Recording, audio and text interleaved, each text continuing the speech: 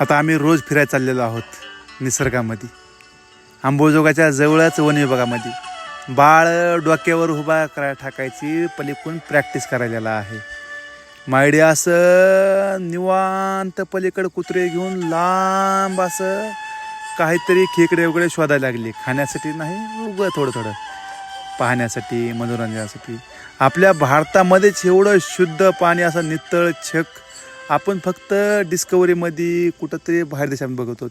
पण आपल्याकडं पण ते आहे. वरून असे पक्षी थवा करून चाललेले, चारीकडं असं हिरवगार वातावरण शांतिमय. ह्याच्यामध्येच हे आपले कुत्रे निसर्गाचा आनंद घेत इकडं तिकडं पळालेले. भारी वाटतंय. आयुष्य चांगलं आहे, सुंदर आहे, पण थोडंसं घराच्या बाहेर यावं लागतंय आणि सकाळच्या वातावरण यावं लागतंय. काय भारी वाटतंय. आपल्याकडंच बाहेर देशासारखे असे लाल गुलाबी असे फुलं पण आहेत.